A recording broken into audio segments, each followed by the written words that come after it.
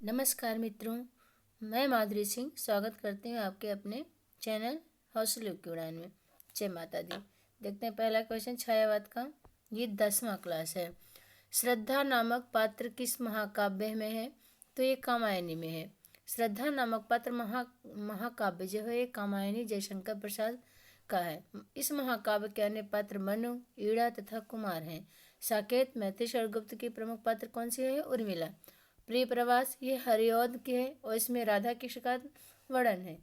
गोदान प्रेमचंद्र का है, नायक इसमें होरी है। अगला क्वेश्चन है, कामायनी के प्रमुख पात्र हैं राम, रतन, कृष्ण, मनु। तो ये मनु है प्रमुख पात्र। जयशंकर प्रसाद के कामायनी के प्रमुख पात्र मनु हैं। कामायनी के अन्य पात्र श्रद्धा, ईड़ा, कुमार आदि हैं। तुलसीदास रामचरितमानस के राम है पात्र और सूरसागर सूरदास की है, ये पात्र कृष्ण है इसमें।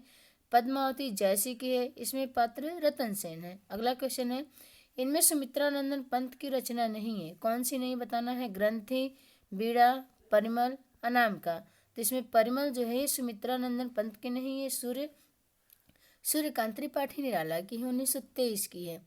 ग्रंथि 1920 की है, बीड़ा 1927 की है, पल्लो 1928 की है। देखते हैं अगला क्वेश्चन, हालावाद के प्रतिष्ठित कवि कौन है? नरेश मेहता, हरिवंश राय बच्चन, अमिताभ बच्चन, धूमिल। तो ये हरिवंश राय बच्चन है हालावाद के प्रतिष्ठित कवि। हालावाद के प्रतिष्ठित कवि प्रवर्तक कवि हरिवंश राय बच्चन है। इनकी प्रमुख हालावादी रचनाएं कौन सी हैं? मधुबाला 1935 में, पहले मधुशाला आएगी। मधुशाला 1935 में, मधुबाला 1936 में और मधुकलश 1937 ईस्वी में। ये हरिवंश राय बच्चन अमिताभ बच्चन के पिता हैं। इसको कैसे याद किया जाएगा? साला बाला गिरा कलश में, साला बाला गिरा कलश में। तो साला मधुशाला 1935 की, मधुबाला 1936 की, मधु कलश 1937 की। अगला क्वेश्चन है, कुकुरमुत्ता, नए पत्ते तथा तुलसीदास किनकी रचनाएं हैं? जयशंकर प्रसाद, महादेव वर्मा, सुमित्रानंदन पंत या निराला। तो ये किसकी है? ये कुकुरमुत्ता और नए पत्ते ये निराला की, सूर्यकांत त्रिपाठी निराला। कुकुरमुत्ता 1942 की है और तुलसीदास 1938 की है। देखते हैं कुकुरमुत्ता, नए पत्ते, तुलसीदास नामक कृतियाँ सूर्यकांत त्रिपाठी निराला की हैं। जयशंकर प्रसाद की प्रमुख कृतियाँ उर्वशी, प्रेम, प्रेम पथिक, झरना, आंसू, लहर, ये जयशंकर प्रसाद की है। देखते हैं जयशंकर प्रसाद की उर्वशी 1909 ईस्वी की है और ये एक चंपू काव्य है। और एक जो उर्वशी है वो निराला की है, वो 1961 की है उर्वशी। उसको गीति नाट्य कहा जाता है उर्वशी को। देखते हैं प्रेम पथिक 1914 की, झरना 1918 की, आंसू 1925 की, लहर 1933 ईस्वी की। सुमित्रानंदन पंत की प्रमुख काव्य कृतियाँ ग्रंथि, पल्लव, बीड़ा, गुंजन, लोकायतन, चिदम्बरा, स्वर्णधूलि और स्वर्ण किरण, ये सुमित्रानंदन पंत की है।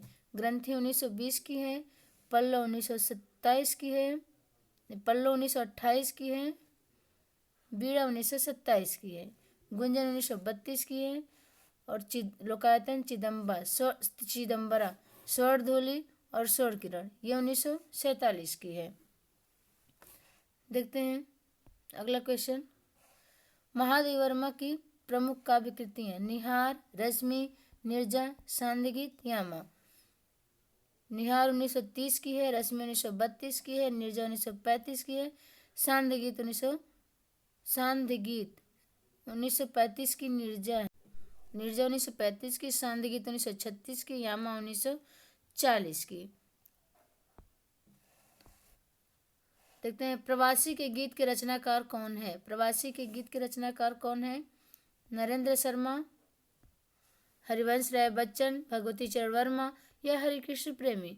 तो ये नरेंद्र शर्मा है प्रवासी के गीत के रचनाकार। देखते हैं व्याख्या, प्रवासी के गीत के रचनाकार नरेंद्र शर्मा है। इनकी अन्य रचनाएं हैं प्रभात फेरी, पलाशवन, मिट्टी और फूल, हंसमाला, रक्तचंदन आदि हैं नरेंद्र शर्मा जी की। मधुशाला, मधुबाला, मधु कलश, ये हरिवंश राय बच्चन का लिखा और है। और हरिकृष्ण प्रेमी ने अग्निगान, वंदना के बोल नामक काव्य लिखे हैं। अगला क्वेश्चन है, गिरा हो जाती है सन्नयन, नयन करते नीरो भाषण जैसे विरोधाभासी चमत्कार का सौंदर्य किसकी कविता में प्राप्त है? निराला के, पंत के, प्रसाद के, महादेवी के। ये तो पंत जी के हैं, सुमित्रानंदन पंत के हैं। देखते हैं व्याख्या। गिरा हो जाती है सन्नयन, करते नीरव भाषण जैसे विरोधाभासी चमत्कार का सौंदर्य सुमित्रानंदन पंत की कविताओं में प्राप्त है। पंत की प्रसिद्ध रचना पल्लव, ग्रंथि, गुंजन, चिदंबरा आदि है। और निराला की जूही की कली 1916 में, अनामिका 1923 की, राम की शक्ति पूजा तथा गीतिका आदि ग्रंथ लिखे हैं। वहीं प्रसाद ने उर्वशी, झरना, लहर, आंसू तथा कामायनी जैसे काव्यों की रचना की है। जबकि महादेव वर्मा ने यामा, नीरज, निहार, रश्मि आदि की रचनाएं की हैं। अगला क्वेश्चन है, सूची 1 को सूची 2 में सुमेलित कीजिए तथा सूची के नीचे दिए गए कूट का प्रयोग कर सही उत्तर देना है। जूही की कली, नौका विहार, नदी के द्वीप, पुष्पमाला। इसमें मिलान करना। जूही की कली किसकी है? देखते, जूही की कली किसकी है? ये निराला की है, सूर्यकांत त्रिपाठी निराला की। नौका विहार किसका है? ये सुमित्रानंदन पंत की है। नौका विहार सुमित्रानंदन पंत की है। नदी के द्वीप किसकी है? तो ये अज्ञेय का है। और पुष्प की अभिलाषा ये माखनलाल चतुर्वेदी का है। तो इसमें देखिए व्याख्या दिया है। जूही की कली निराला जी की है, नौका विहार सुमित्रानंदन पंत का है, नदी के द्वीप अज्ञेय का है, पुष्प की अभिलाषा माखनलाल चतुर्वेदी का है। अगला क्वेश्चन है, किस अनुभूति की प्रधानता के कारण छायावादी काव्य को स्थूल के प्रति सूक्ष्म का विद्रोह माना गया है? तो सूक्ष्म का विद्रोह, स्थूल के प्रति सूक्ष्म का विद्रोह, तो ये तो नगेंद्र जी का है। पर ये क्वेश्चन है, किस अनुभूति की प्रधानता के कारण छायावाद काव्य को स्थूल के प्रति सूक्ष्म का विद्रोह माना गया है? तो ये लोकानुभूति है, प्रणयानुभूति है, स्वानुभूति है, आनंदानुभूति। तो ये स्वानुभूति है। स्वानुभूति के कारण छायावाद को स्थूल के प्रति सूक्ष्म का विद्रोह माना गया है। देखते हैं व्याख्या। स्वानुभूति प्रधानता के कारण छायावादी काव्य को स्थूल के प्रति सूक्ष्म का विद्रोह माना गया है। अगला क्वेश्चन है, छायावादी काव्य के प्रमुख 4 स्तंभ किन्हें माना जाता है? प्रसाद, वर्मा, मंगल ये नहीं है। प्रसाद, पंत, महादेवी यही है। ऑप्शन नंबर बी, प्रसाद, पंत, निराला, महादेवी। छायावादी काव्य के प्रमुख 4 स्तंभ में जयशंकर प्रसाद, सुमित्रानंदन पंत, सूर्यकांत त्रिपाठी निराला और महादेवी को माना जाता है। और छायावाद के बृहत्त्रयी कौन कौन है? तो जयशंकर प्रसाद, सूर्यकांत त्रिपाठी निराला और सुमित्रानंदन पंत, ये छायावाद के बृहत्त्रयी हैं। प्रसाद, निराला, पंत, प्रसाद, निराला, पंत छायावाद के बृहत्त्रयी हैं। और छायावाद के लघुत्रयी में कौन है? ये वर्मा है तीनों, महादेवी वर्मा, रामकुमार वर्मा, भगवती चरण वर्मा, ये छायावाद के लघुत्रयी हैं। अगला क्वेश्चन है, किस समीक्षक ने कहा छायावादी काव्य में भारतीय परंपरा के जीवन तथ्यों का समावेश हुआ है? परशुराम चतुर्वेदी ने, हजारी प्रसाद द्विवेदी ने, रामचंद्र शुक्ल ने या नगेंद्र ने? तो ये नगेंद्र ने कहा है। देखते हैं व्याख्या। डॉक्टर नगेंद्र ने कहा है कि छायावादी काव्य में भारतीय परंपरा के जीवन तथ्यों का समावेश है। अगला क्वेश्चन है, छायावादी चेतना को मूर्तिमान करने वाली कृति कामायनी का प्रकाशन वर्ष कब है? तो प्रकाशन वर्ष इनका 1935 ईस्वी में है। 1935 ईस्वी में। देखते हैं, छायावादी काव्य चेतना को मूर्तिमान करने वाली कृति कामायनी का प्रकाशन 1935 ईस्वी में हुआ है। और कामायनी जयशंकर प्रसाद द्वारा रचित महाकाव्य है। इनके द्वारा रचित अन्य काव्य कृतियाँ कौन है? कानन कुसुम, झरना, आंसू, लहर, प्रेम पथिक। अगला क्वेश्चन है, किस कवि के समग्र काव्य में छायावाद, रहस्यवाद, प्रगतिवाद और प्रयोगवाद और नई कविता की विशेषताएं एक साथ मिलती है? सुमित्रानंदन पंत, जयशंकर प्रसाद, सूर्यकांत त्रिपाठी निराला या शिवमंगल सिंह सुमन? तो ये सूर्यकांत त्रिपाठी निराला ऐसे कवि हैं जिनके में सूर्यकांत त्रिपाठी निराला के समग्र काव्य में छायावाद, रहस्यवाद, प्रगतिवाद, प्रयोगवाद और नई कविता की विशेषताएं एक साथ मिलती है। ये ऐसी विशेषताएं सुर में ही हो सकती हैं। ऐसे याद किया जाएगा, सुर में ही सब सारी प्रकार की विशेषताएं हैं छायावाद की। रहस्यवाद भी है, प्रगतिवाद भी है, प्रयोगवाद भी है, कविता की विशेषताएं एक साथ मिलती है। अगला क्वेश्चन है, कवि और कविता का नाम सुमेलित करना है। मृत्यु तुम्हारा गरल दंत, कंचुक कल्पांतर, अखिल विश्व का विवर, वक्र कुंडल, दिगमंडल, ये किससे है? अज्ञेय के विवर से है या पंथ के परिवर्तन से है, निराला के कल्पांतर से है या मुक्त बोध गरल दंत से है? तो बताना है ये किससे है। हाँ, तो ये पंथ के परिवर्तन से है, सुमित्रानंदन पंथ के परिवर्तन से है। देखते हैं तुम्हारा व्याख्या, देखते हैं। तुम्हारा मृत्यु तुम्हारा गरल दंत कंचुक कल्पांतर, अखिल विश्व का विवर, वक्र कुंडल, दिगमंडल। उक्त पंक्ति के लेखक सुमित्रानंदन पंत हैं। ये पंत द्वारा रचित परिवर्तन नामक कविता से उद्धृत है। अगला क्वेश्चन है, पंत की ताज कविता किस भावधारा का प्रतिनिधित्व करती है? छायावाद का, प्रगतिवाद, प्रयोगवाद या हालावाद? तो ये प्रगतिवाद का करती है। देखते हैं, पंत की ताज कविता प्रगतिवाद भावधारा का प्रतिनिधित्व करती है। पंत की प्रगतिवाद रचनाएं कौन कौन सी है? युगांत, युगबाणी, ग्राम्य इत्यादि। अगला क्वेश्चन है, रिक्त पंक्ति लिखे और कविता का नाम लिखे। रिक्त पंक्ति लिखना है, साड़ी की सिकुड़न सी जिस पर, शशि की रेशम विभा से भर, ये कैसी शीतल है दीवा पहर परिवर्तन से है, यह लिपटी है लता सिहर सिहर नौका विहार से है, बालू कड़ों से भरा नहर ताज से है, सिमटी है वर्तुल मृदुल लहर नौका विहार से है। तो ऑप्शन नंबर डी है, सिमटी है वर्तुल मृदुल लहर।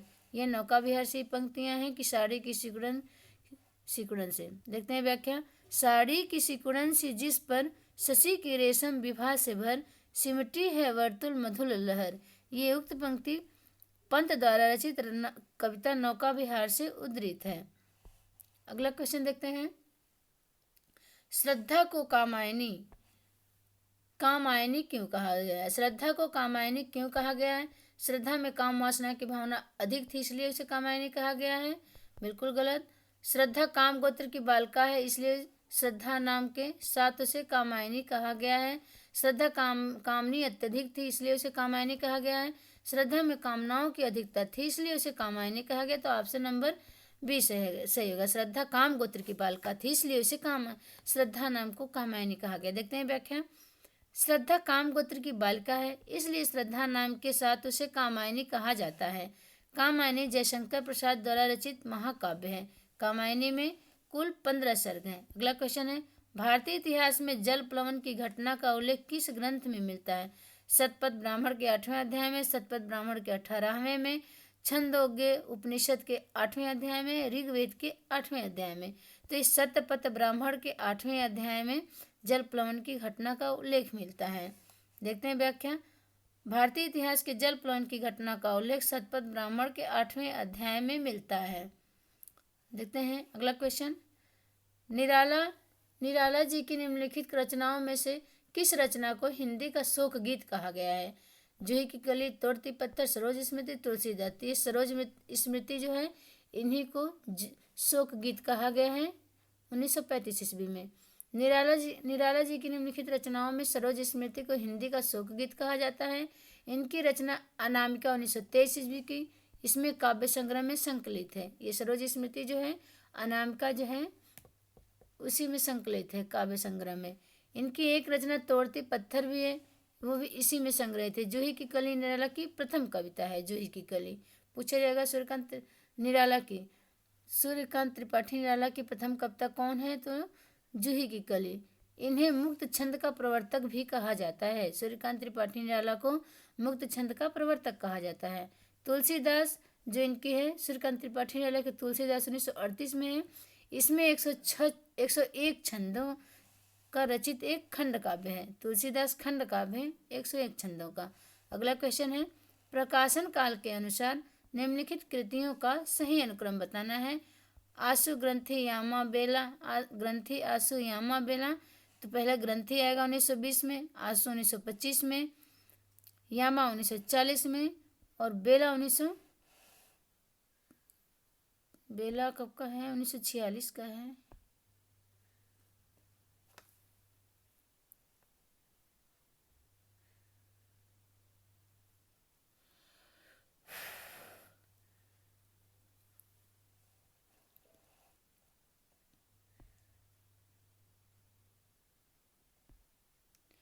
जी देखते हैं, बेला 1946 की। ऑप्शन नंबर बी सही होगा। प्रकाशन काल के अनुसार कृतियों का सही अनुक्रम इस प्रकार है। ग्रंथि 1920 की सुमित्रानंद पंत की है, आंसू 1925 की जयशंकर प्रसाद की है, यामा 1940 की महादेव वर्मा की है, और बेला 1946 की ये निराला जी की हैं। सूर्यकांत त्रिपाठी निराला जी का है। देखते हैं अगला क्वेश्चन। सुनकर क्या तुम भला करोगे मेरी भोली आत्मकथा, अभी समय भी नहीं थकी सोई है मेरी मीन व्यथा। उपयुक्त काव्य पंक्तियां निम्नलिखित में से किसके द्वारा रचित है? जयशंकर प्रसाद, महादेव वर्मा, नरेंद्र शर्मा या सूर्यकांत त्रिपाठी निराला। तो ये जयशंकर प्रसाद की है। सुनकर क्या तुम भला करोगे मेरी भोली आत्मकथा, अभी समय भी नहीं थकी सोई है मेरी मीन व्यथा। ये जयशंकर प्रसाद की है। बिन भी हूँ मैं तुम्हारी रागिनी भी, दूर हूँ तुमसे अखंड सुहागिनी भी। ये महादेव वर्मा की है। दुख ही जीवन की कथा रही, क्या कहूँ आज जो नहीं कही। ये सूर्यकांत त्रिपाठी निराला की है। देखते हैं अगला क्वेश्चन। निम्नलिखित पुस्तकों में से किसकी भूमिका को छायावाद का घोषणा पत्र कहा गया है? अनामिका, पल्लव, परिमल, कामायनी। तो किसकी? पल्लव को कहा गया है घोषणा पत्र या मैनिफेस्टो। देखते हैं व्याख्या। प्रकृति के सुकुमार कवि सुमित्रानंदन पंत की रचना पल्लव की भूमिका को छायावाद का घोषणा पत्र कहा जाता है। अनामिका एवं परिमल महाप्राण सूर्यकांत त्रिपाठी निराला के काव्य संग्रह हैं। अनामिका 1923 की है, परिमल 1930 की है। कामायनी में छायावाद का उपनिषद कहा जाने वाला महाकाव्य। कामायनी को छायावाद का उपनिषद कहा गया है।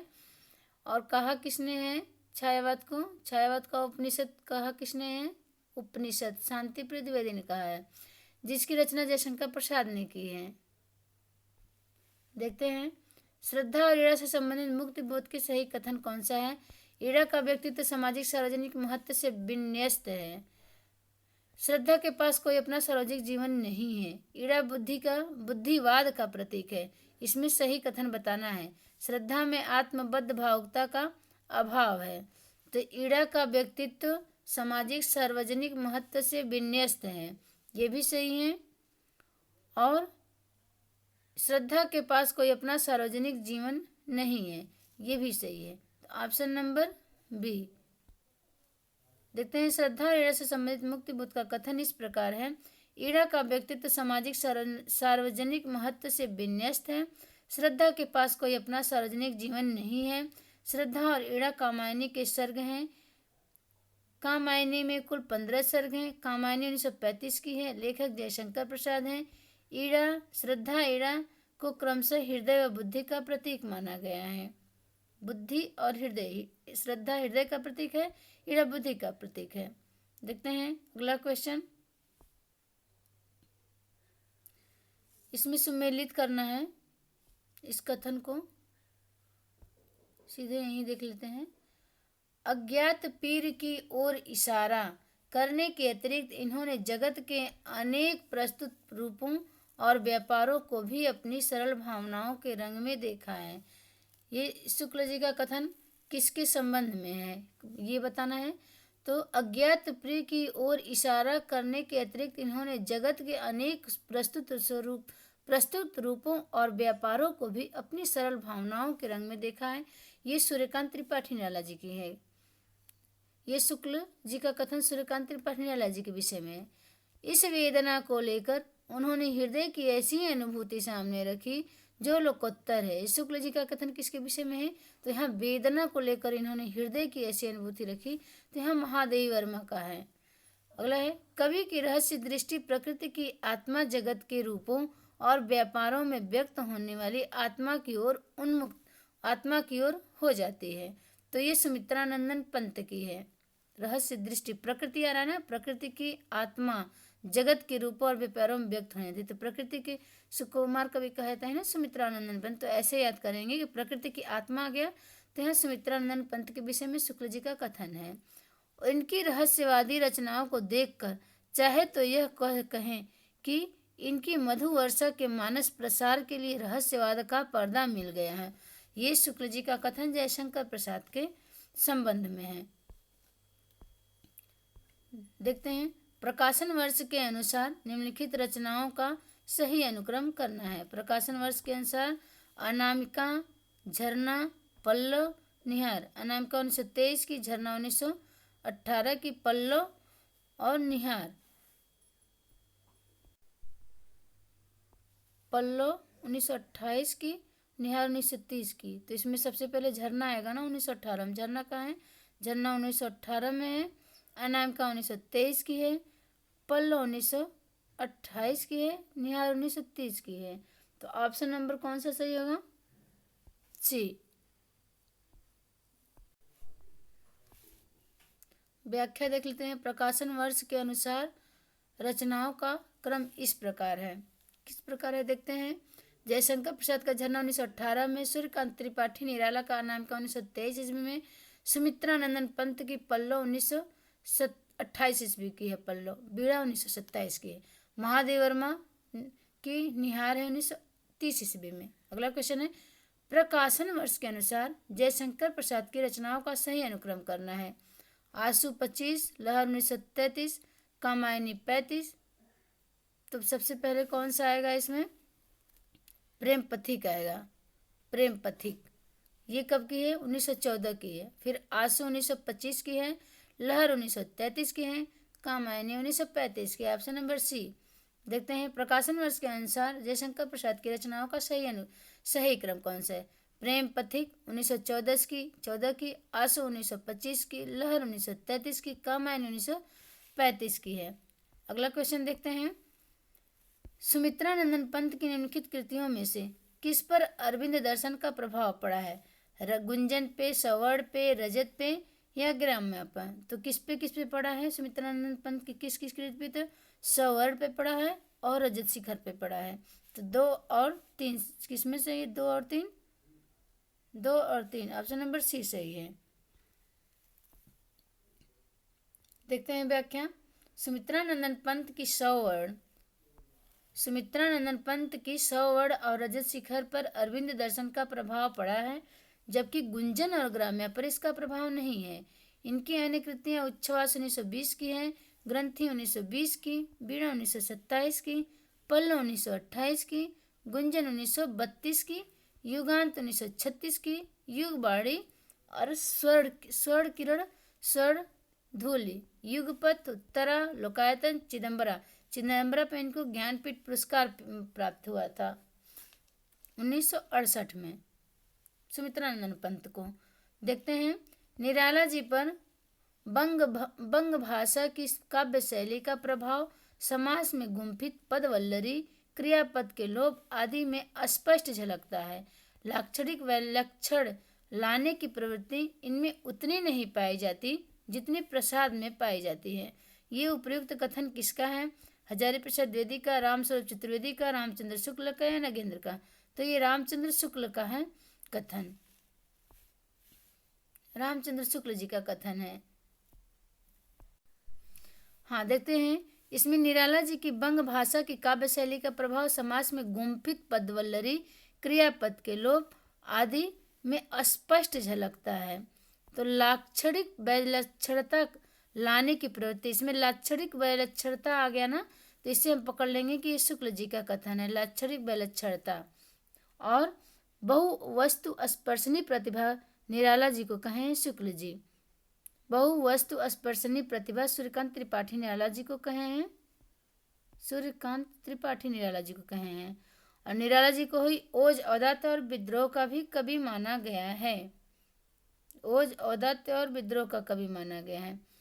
जय माता दी मित्रों, नमस्कार। अगर आप लोगों को वीडियो पसंद आए तो कमेंट जरूर करिएगा अपनी राय कि कैसी क्वेश्चन आंसर कैसा रहा।